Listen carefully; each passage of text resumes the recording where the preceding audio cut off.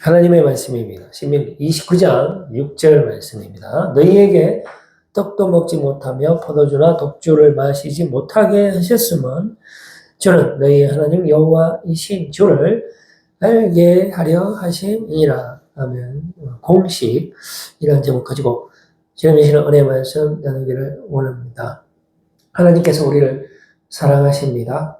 그 사랑의 공식이 있다 하는 것입니다. 그래서 우리가 이 공식을 알게 된다면 좀 더 우리의 신앙생활을 좀 더 풍족하게, 그리고 좀 더 불안하지 않게 이 마지막 때에 하나님 앞에 더 효율적으로 쓰임받고 더 하나님께 기쁨이 되리라 확신합니다. 이 공식은 3단계 공식으로 보여집니다. 첫 번째는 이 축복, 하나님께서 우리를 축복하십니다. 하나님이 우리를 만드시고 또 하나님이 우리의 아버지 되시잖아요.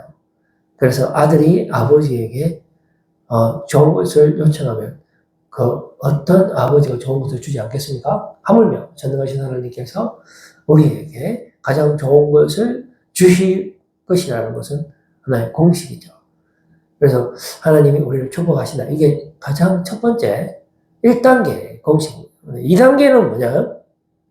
우리가 그 축복을 정말로 기억하고 감사하면서 살아가면 좋을 텐데, 그 하나님의 축복을 우리가 기억하지 못한다라는 공식입니다. 하나님을 배신한다라는 것, 하나님의 은혜를 잊어버린다라는 것, 정말 안타깝죠. 이게 2단계입니다. 3단계는 당연히 이에 부합해서 우리 하나님께서 심판을 하게 되는 것이죠. 이 공식입니다. 근데 이게 하나님의 사랑의 공식이라고 보기에는 끝이 너무나 비참하고 안타깝고 슬픈 결말이잖아요. 우리가 한번 살펴보겠지만은 그것이 마지막 공식의 정답은 아니고요. 4단계가 있다라는 겁니다. 그래서 1번, 2번, 3번은 결국은 4번을 하나님께서 우리에게 가르치시기 위한 하나의 그 빌드업이라고 하죠. 요즘 말로 빌드업 한다 하는 겁니다. 그래서 1번, 2번, 3번, 4번까지 전개되는 하나님의 사랑의 공식에 대해서 오늘 한번 살펴보기를 원하는 것입니다. 아버지가 있고 그 다음에 아들이 있습니다. 그래서 이 아들이 아버지에게 유산을 요청하게 될 때에 아버지가 당연히 아들이 원하는 그 유산을 주게 됩니다. 그런데 그 아들이 아버지가 준 그 유산을 아버지의 바람과는 다르게 자신의 욕망을 채우는데 탕진하게 되고, 그래서 벌을 받게 됩니다. 그래서 이게 공식에 딱 들어맞잖아요. 아버지는 당연히 아들을 축복하고 그 아들은 아버지의 말을 잘 들어야 되는데 그게 정상인데 어떻게 합니까? 그 아들은 아버지의 말을 잘 듣지 않습니다. 그래서 어떻게 됩니까? 엄청난 벌을 받으면서 성경의 이야기가 끝이 납니까? 안 끝납니까? 안 끝난다라는 점에 주목을 해야 됩니다. 근데 여기서부터는 인간의 힘으로 할 수 있는 게 아니에요. 보통 우리가 영화를 보잖아요. 그러면 아버지가 있고 축복을 해주는데 니 말 잘 들으래? 말 안 들으면 큰일 안 돼. 했을 때 말 안 들어요. 그래서 저주받고 영화 끝나버립니다. 세상의 이 원리에 따르면. 그런데 성경의 원리는 그렇지 않아요. 분명히 아버지가 축복해주고 아들이 잘못했음에도 불구하고 아들의 마음속에 이상한 생각이 듭니다. 내가 그때 아버지 집에서 말 잘 듣고 잘 살았다면 오늘날과 같은 이런 고난은 당하지 않을 텐데 라는 이상한 생각을 하게 돼요. 그랬을 때 이 아들이 믿음으로 아버지가 나를 받아줄 것이다. 혹시 안 받아줘도 지금 내가 돼지 지름 열매 먹는 것보다 안 낫겠나 라는 위대한 생각을 하게 됩니다. 이게 바로 회개예요. 자, 회개는 아무나 하는 게 아닙니다. 하나님께서 믿음을 줄 때만 할 수 있어요. 그래서 이 아들이 아버지께로 돌아갑니다. 이거는 if죠. if. 가정법입니다. 현대 사실은 반대죠. 그러니까 실제 우리가 할 수 있는 영역이 아닙니다. 왜냐? 돌아가봤자 아버지가 나를 받아줄 리가 없잖아요. 그렇지 않습니까? 수많은 재산을 줬는데 그것을 허랑방탕하게 탕진했기 때문에 내가 돌아가면 오히려 그 책임을 추궁당할 것이다 라는 것이 우리 일반적인 생각입니다. 실제로 이 아들이 돌아갔을 때 이 첫째 아들이 매우 못마땅하게 생각했습니다. 왜 아버지는 저렇게 허랑방탕하게 돈을 쓴 동생이 돌아왔는데 소고기 끓여주고 뭐만 거 다 해주노. 나는 평생 아버지 밑에서 살았지만은 아버지는 나에게 그런 거 아무것도 해준 것도 없는데 라고 하면서 불만불평할 때 아버지는 뭐라고 해야 합니까? 죽었던 네 동생이 돌아왔는데 어떻게 기쁘지 않을 수가 있느냐라는 것이 아버지의 마음이라는 겁니다. 그래서 이 하나님의 사랑 공식의 최종 뜻은 돌아오기를 바라는 것, 그리고 돌아왔을 때 함께 잔치하는 것이 하나님의 사랑 공식의 마지막이라는 겁니다. 그래서 이 4단계가 성립이 되죠. 다시 한번 정리해볼까? 축복하죠. 배신합니다. 심판하죠. 여기서 끝납니까? 돌아가면 어떻게 되죠? 하나님께서 다시 우리를 회복시켜 주신다라는 사실입니다. 그런데 문제는 심판에서 회복으로, 즉 3단계에서 4단계에서 넘어가는 것은 인간의 힘으로 넘어갈 수가 없다라는 점이죠. 그래서 하나님께서 인간을 창조하시고 하나님의 모양으로 정말 최고의 작품으로 만들고 온 땅에 번식하고 충만한 법을 누리도록 축복을 해 주십니다. 그런데 사람은 그 하나님의 바람과는 정반대되는 삶을 살죠. 하나님보다 선악과를 더 사랑합니다.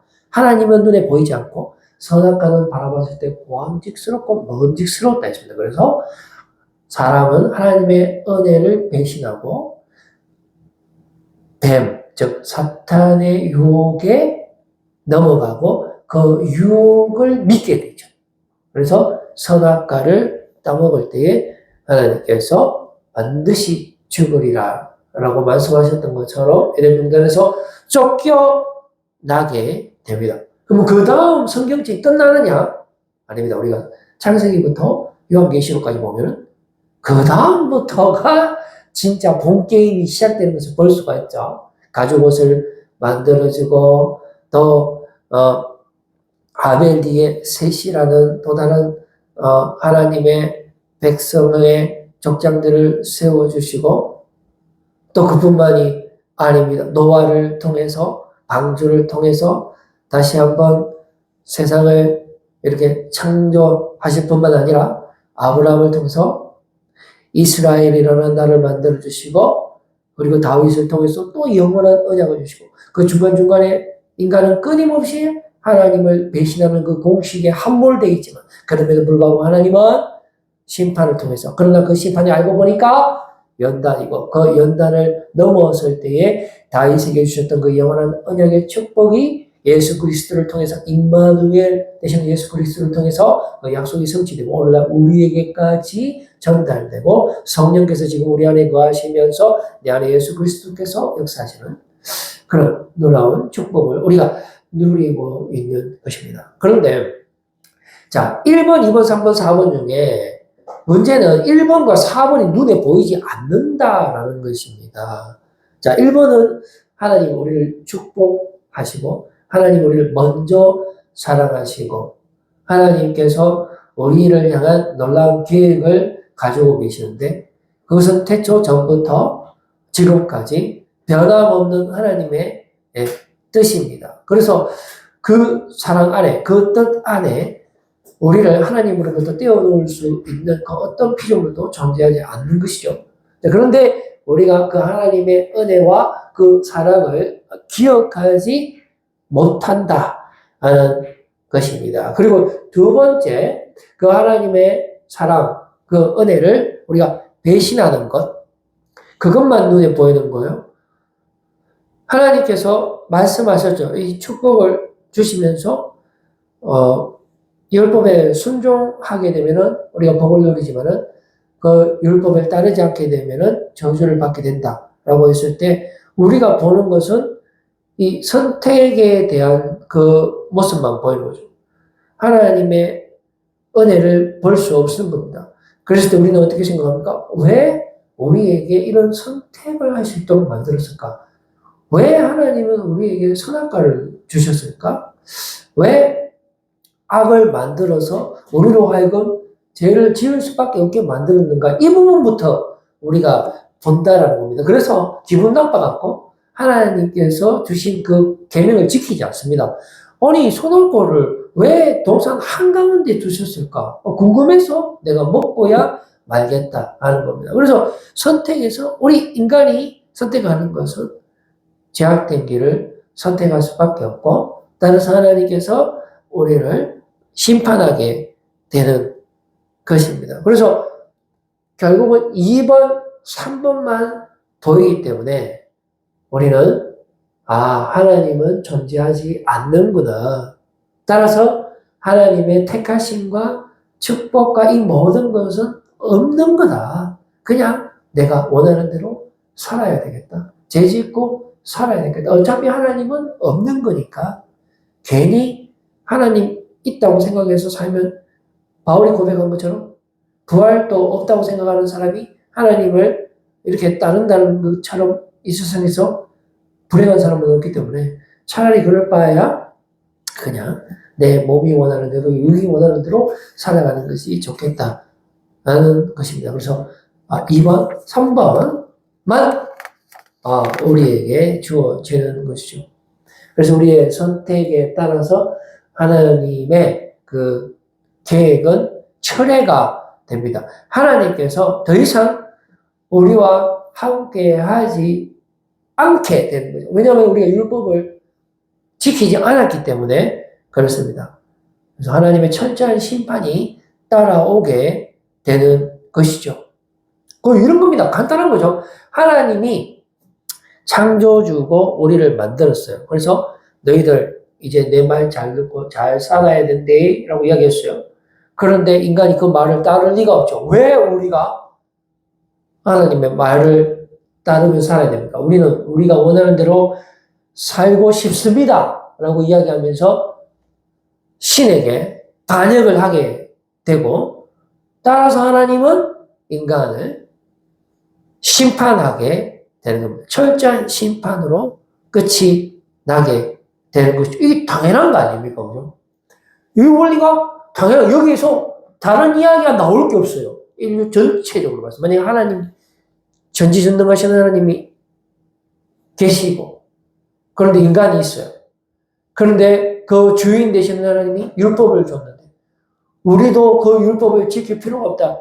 우리가 그 신보다 우리가 더 높다. 라고 했을 때, 둘 중에 어떻게 하겠습니까? 높은 신이 인간을 심판하는 겁니다. 홍수로 심판하는 겁니다. 그런데 이걸로 끝이 나면 우리가 교회 올 필요가 없죠. 그런데 여기서 끝이 아니고 또 다른 단계로 진입한다 하는 것을 성경은 보여주고 있어요. 또 다른 희망을 보여주고 있고 회복을 보여주고 있고 눈에 보이지 않는 그 믿음의 영역이 있음을 보여주고 있습니다. 우리는 비록 단 한순간도 믿음의 영역에 발을 디디어 놓은 적이 없어요. 설령 있다 하더라도 잠시 잠깐이고 대부분 우리의 삶은 육적인 삶을 삽니다. 그래서 하나님이 축복을 해주는데 하나님이 있지도 않고 설령 있다 해도 하나님이 주는 선택, 즉 말 잘 들으면 살려주고 안 들으면 죽인다 하는 것은 이 자체가 불합리하기 때문에 우리는 하나님의 말씀을 듣지 않고, 따라서 우리가 그 하나님으로부터 심판을 당하는 이 비극적인 삶, 그 이상도 아니고 그 이하도 아닌 삶을 살게 되는 겁니다. 그러나 그 이후에 희망의 불씨가 보여지고 있는 겁니다. 자, 그러면 말씀으로서 한번 확인을 해보겠습니다. 첫 번째 단계는 하나님 우리를 축복하시고 선택하시고 또 하나님께서 우리에게 약속하여 주시고 그 약속은 변함없는 약속, 신실하신 약속인데 그 약속을 성취하는 그 순간까지도 하나님이 절대로 우리를 떠나지 않으신다라고. 만약에 이것이 정말이라면 지금도 하나님은 신실하신 하나님, 변치 않는 하나님께서 우리와 함께 하시는 겁니다. 지존자 되신 하나님께서 우리를 붙들어 주신다는 겁니다. 우리가 어떤 상황 가운데 있다 할지라도 말이죠. 신명기 7장 6절에서 11절 말씀을 보니까 너는 여호와 네 하나님의 성민이라. 네 하나님 여호와께서 지상 만민 중에서 너를 자기 기업의 백성으로 택하셨나니 여호와께서 너희를 기뻐하시고 너희를 택하심은 너희가 다른 민족보다 수요가 많기 때문이 아니니라. 너희는 오히려 모든 민족 중에 가장 적으니라. 여호와께서 다만 너희를 사랑하심으로 말미암아 이 부분이 중요하죠. 다만 너희를 사랑하심으로 말미암아 또는 너희의 조상들에게 하신 맹세를 지키려 하심으로 말미암아 자기의 권능의 손으로 너희를 인도하여 내시되 너희를 그 종되었던 집에서 애국 왕 바로의 손에서 속량하셨느니. 근데 한마디로 이유가 없는 거예요. 무조건적인 선택이죠. 그냥 우리가 좋은 거예요. 우리가 쭉 읽어봤지만은 다만 너희를 사랑하는 것 때문에 우리가 누구를 사랑할 때 특별한 이유를 들 수가 없습니다. 아버지가 아들을 사랑하는 것은 그건 당연한 거지. 피가 섞였기 때문에. 그래서 하나님께서 우리를 사랑하시는 것도 피가 하나님 우리를 만들었기 때문에 그렇죠. 그러면 만든 자가 우리를 작품으로 만들었고 거기에 대한 우리의 계획을 가지고 계시는 분이 우리를 붙들어 주시는 것은 상식이잖아요. 그래서 그냥 사랑하는 거예요. 그리고 거기에는 하나님의 약속이 포함되어 있어요. 그래서 아브라함부터 이삭, 야곱, 쭉 요셉, 쭉 아브라함, 쭉 연결되는 그 언약의 약속이 있기 때문에 하나님께서 그 약속을 반드시 지켜주시는 것입니다. 그리고 우리를 사랑하시는 거죠. 자, 이제 2단계로 넘어가겠습니다. 이제 하나님께서 이렇게 우리를 사랑하여 주시는데 우리는 이것을 받아들이면 되는데 안타깝게도 우리는 망하는 쪽으로 선택을 합니다. 하나님을 순종하면 이게 선택사항 같지만 절대로 선택사항이 아닙니다. 우리는 하나님의 사랑을 받아들이는 것밖에 없어요. 그러나 사탄 마귀는 뭐라고 이야기합니까? 그건 말도 안 된다는 거예요. 원래 하나님은 없고 너희가 하나님보다 더 높고 그래서 세상을 따르는 삶을 살 것을 사탄 마귀는 오늘도 우리에게 유혹을 하게 되는 것이죠. 그래서 하나님이 축복을 하면서 가나안 땅에 들어가거든 율법을 잘 순종하면서 그렇게 살아. 만약에 순종하지 않으면 너희들은 반드시 죽게 될 것이다 하는 하나님의 말씀입니다. 그런데 여기서 우리는 당연히 그 율법을 따르지 않고 그 가나안 땅에서 사탄 마귀를 따르는 그런 삶을 살게 되는 것입니다. 보이는 것을 선택하는 거죠. 이성적으로, 합리적으로 선택합니다. 하나님은 눈에 보이지 않잖아요.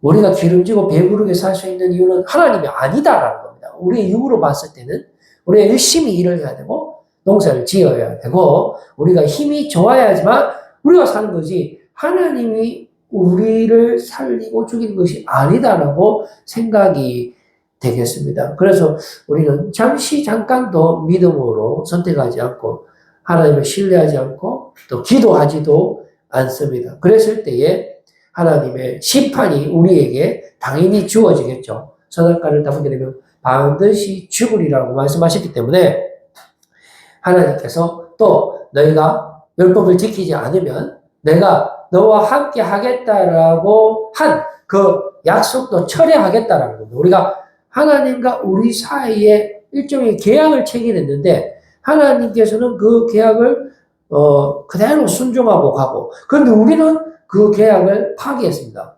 그러면 어떻게 해야 됩니까? 하나님께서 계약 자체를 어떤 걸로 하고 다른 그 민족을 세우면 되는 거죠. 실제로 모세에게 이렇게 이야기합니다.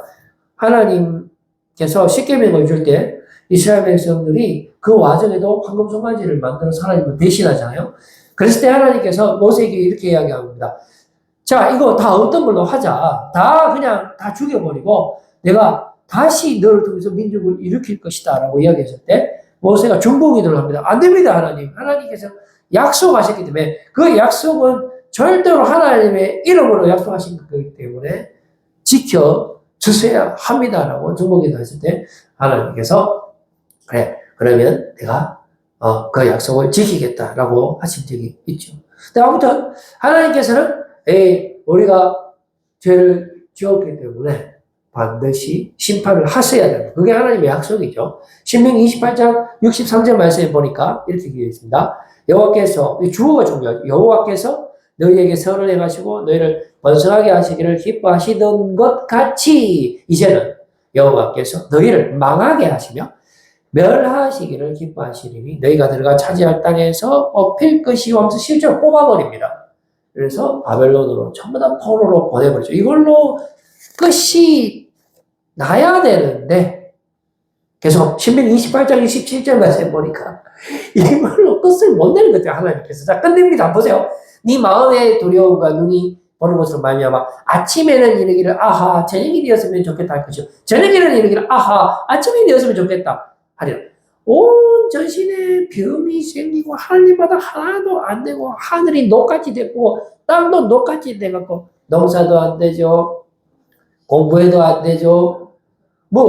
막 갑자기 온갖 재앙들이 다 나타나는 거예요. 이게 하나님께서 우리를 숨도 못 쉬게 만드는 거죠. 이거 완전한 심판을 주시는 것입니다. 그래서 신명기 28장 65절 말씀을 보니까 계속해서 그 여러 민족 중에서 네가 평안함을 얻지 못하며 네 발바닥이 쉴 곳도 얻지 못하고 여호와께서 어떻게 하십니까? 여호와께서 거기에서 네 마음을 떨게 하고 눈을 쇠하게 하고 정신을 산란하게 하실.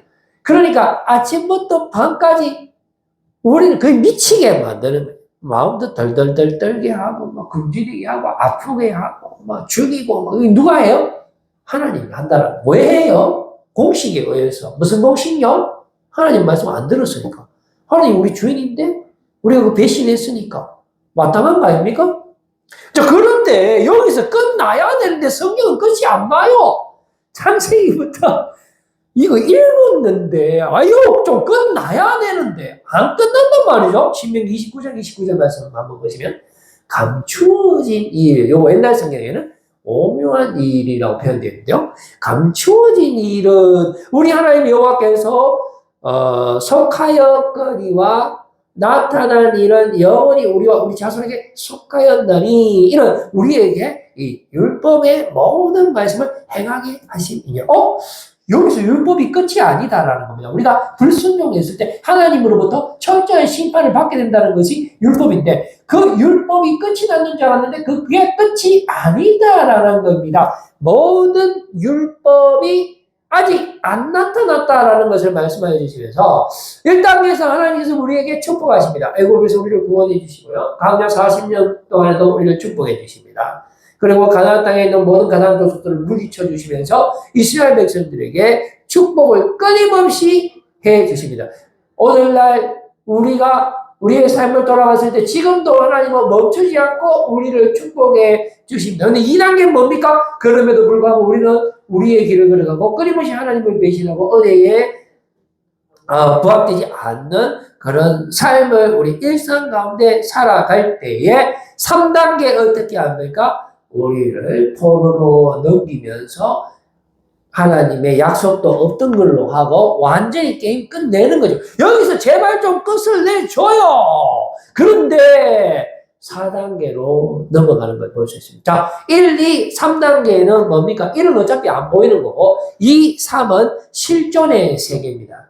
우리 육의 세계죠. 자, 그래 4단계는 뭡니까? 하나님께서 우리를 용서해 주십니다. 놀라운 사실이죠. 우리의 은혜를 베풀어 주시는데 이게 바로 믿음의 세계, 오묘한 일이요, 감추어진 일이요, 예수 그리스도 대속의 은혜요, 하나님의 최종 뜻이요, 하나님의 뜻의 완성이 되는 것입니다. 그래서 1, 2, 3단계의 교육 목표는 결국은 4단계를 위한 것이다. 즉 4단계가 하나님의 최종 뜻이 되는 거예요. 신명기 29장 6절 말씀해 보니까 너희에게 떡도 먹지 못하며 포도주나 독주를 마시지 못하게 하셨으면 주는 너희 하나님 여호와이신 줄을 알게 하려 하심이니라. 이것은 광야의 삶을 표현하고 있습니다. 광야에는 떡도 없고 포도주도 없고 독주도 없고 아무것도 없어요. 하나님께서 의도적으로 이스라엘 백성들을 광야로 40년 동안 이동시키셔서 그곳에서 아무것도 주시지 않는 것입니다. 그 대신에 만나를 주시는 거죠. 그래서 우리가 할 수 없는 영역이 있다라는 것을, 우리 하나님께서는 인간이 할 수 없는 것을 하신다라는 것을 우리에게 보여주신 겁니다. 우리가 할 수 없는 것을 하나님이 하시는 것이 무엇입니까? 바로 용서입니다. 그게 바로 하나님의 은혜예요. 율법이 연약해서, 우리 육신이 연약해서 할 수 없는 그것을 하나님은 하시나니, 독생자 예수 그리스도를 이 땅에 인간의 몸으로 보내주시고 우리의 죄를 대신해서 십자가에 죽으시고 다시 부활하심으로 우리에게 영원한 생명을 주시는 것이 바로 우리 하나님의 일이 되는 것입니다. 그래서 우리가 1번부터 4번까지가 이 공식인데, 사실 4번은 필요 없죠. 3번까지만 여기서 끝이 나는 건데, 하나님께서 우리를 끊임없이 사랑하시는, 우리가 끊임없이 배반하잖아요. 그래서 심판을 당하는 겁니다. 근데 이게 무한 반복된다는 거예요. 무한. 언제까지 반복되냐면 마지막 심판까지, 최고의 인간의 범죄의 그 장면까지도 계속 가는 겁니다.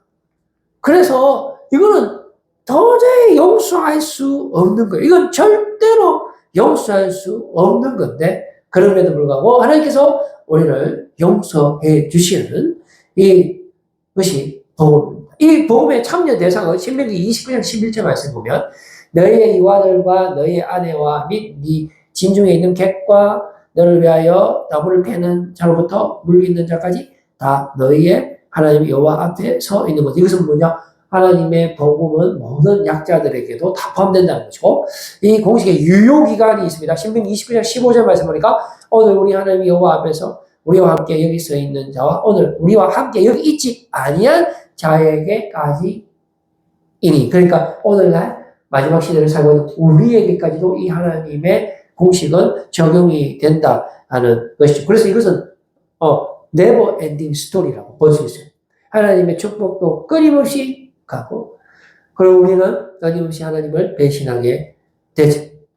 그랬을 때에 우리가 하나님의 철저한 심판을 받게 되는 것입니다. 자, 그런데 도저히 마지막으로 넘어갈 수가 없는데 어떻게? 신명기 31장 16절 말씀에 보니까, 또 여호와께서 모세에게 이르시되 너는 내 조상과 함께 누우려니와 이 백성은 그 땅으로 들어가 엄나니 그 땅의 이방신들을 따르며 일어날 것이요 나를 버리고 내가 그들과 맺은 언약을 어길 것이라. 그래서 가나안 땅에 들어가서도 또 죄를 범하게 되는 것이죠. 이것은 마지막 범죄예요, 진짜. 이거는 마지막 범죄인데, 그래서 하나님께서 모든 언약을 철회하시고 그렇게 하시는 건데, 자, 그럼에도 불구하고 하나님께서 우리를 용서해 주시는 것입니다. 그래서 우리는 끊임없이 하나님의 배신하고 하나님의 은혜를 모르고 그렇게 살지만, 하나님께서 영원한 속죄를 해주신다는 것을 알 수 있죠. 히브리서 9장 12절 말씀 마지막으로 읽고, 염소와 송아지의 피로 하지 아니하고 오직 자기의 피로 영원한 속죄를 이루사 단번에 성소에 들어가셨느니라. 바로 예수 그리스도의 대속의 은혜를 말씀해 주고 있습니다. 우리가 절대로 용서받을 수 없는 그런 죄인이지만, 그러나 하나님께서 우리를 용서하여 주시고 우리를 새롭게 하여 주시는 그 하나님의 은혜를 우리가 꼭 기억하고, 하나님의 복음으로 하나님의 완전한 사랑 안에서 살아가는 우리 모두가 되기를 소원합니다. 기도하겠습니다.